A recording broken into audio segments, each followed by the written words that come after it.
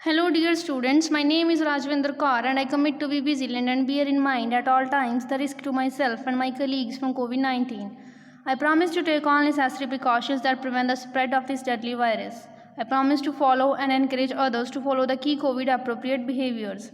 To always wear a mask, face cover especially when in public places, to maintain a minimum distance of 6 feet from others, to wash my hands frequently and thoroughly with soap and water. Together we will win this fight against COVID-19. So dear 8th class students, we were on our chapter number 4, that is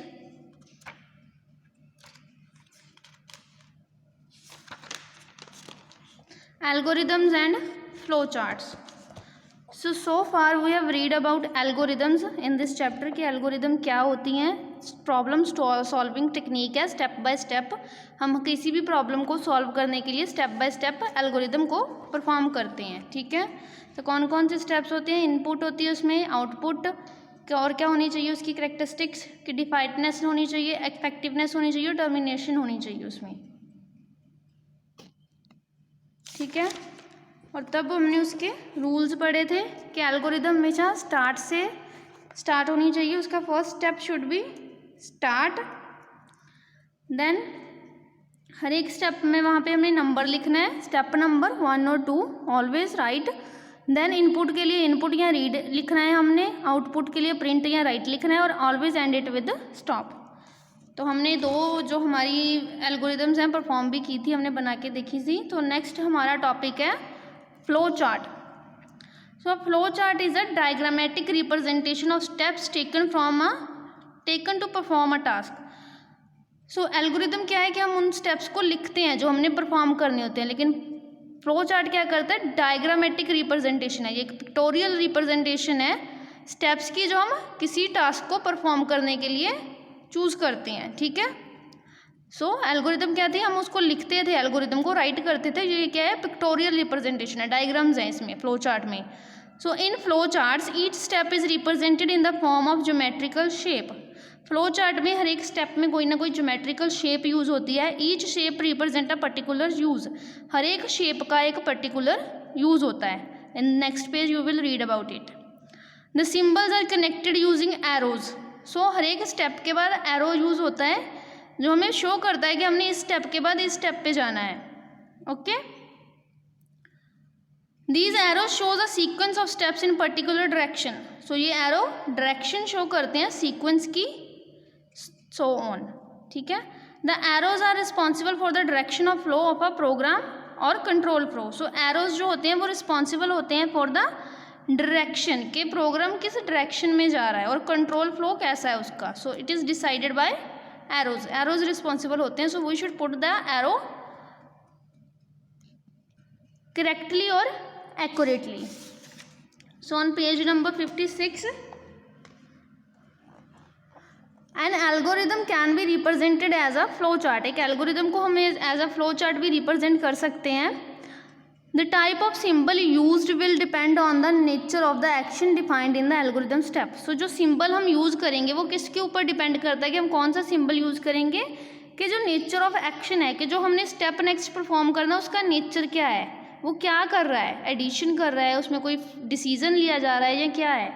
सो जो shapes हैं जो इस table में अभी दी हुई हैं, table number 4.1 पे, different shapes use in a flow chart and there uses. So shapes कौन कौन से और उसके यूज कौन कौन से हैं.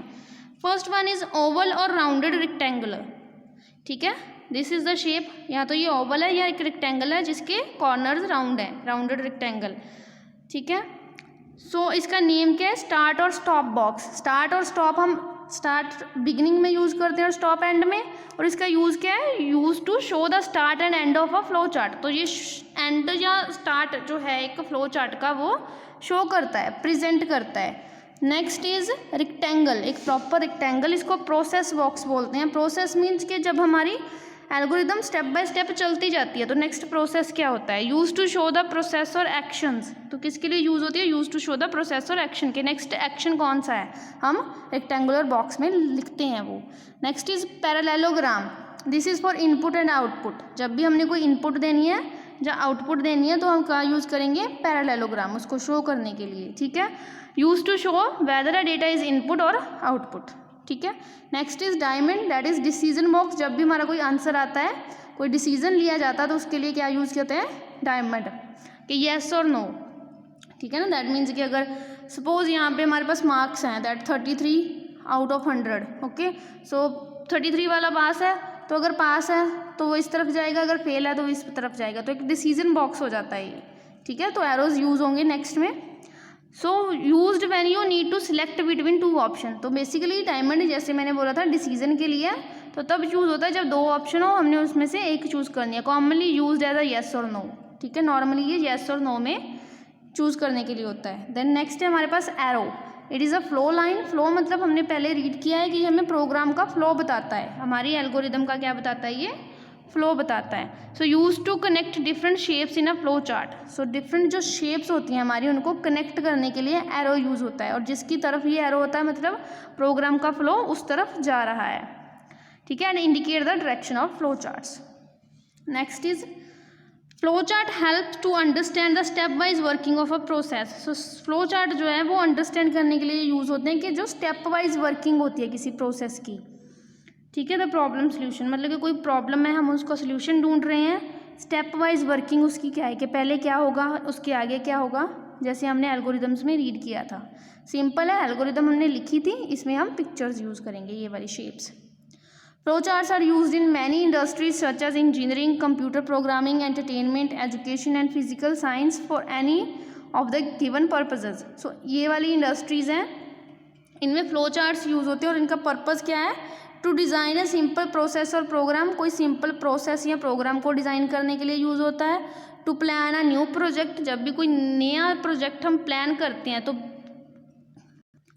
तो हम उसकी एक लेआउट तैयार करते हैं सबसे पहले, ठीक है। हम डिज़ाइन करते हैं, हम सोचते हैं कि हमारा प्रोग्राम क्या होगा, प्रोजेक्ट स्टार्ट कहाँ से होगा, एंड क्या होगा, और उसमें प्रोसेसेस कौन सी होंगी, ठीक है। उसकी लेआउट तैयार करने के लिए हम यूज़ करते हैं। टू मैनेज द डेटा, हम डेटा मैनेज करने के लिए भी फ्लो चार्ट्स यूज़ करते हैं। टू डॉक्यूमेंट अ प्रोसेस, किसी प्रोसेस की डॉक्यूमेंटेशन बनाने के लिए flow chart is a proper way कि हम कोई बड़ी सारी डॉक्यूमेंटेशन है उसको ईजिली लिख सकते हैं। टू मैनेज वर्क फ्लो को मैनेज करना फ्लो चार्ट्स के थ्रू।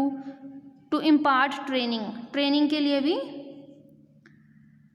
फ्लो चार्ट्स यूज़ होते हैं। सो इन्फॉर्मेशन बॉक्स में क्या है, the start box and stop box are also known as terminal box. Terminal मतलब ये एंडिंग है, ठीक है। अगर हम स्टार्ट भी कर रहे हैं तो वो उसके आगे तो एक एंड ही था ना, तो तब वो स्टार्ट हुआ। So start and stops are terminal boxes, okay.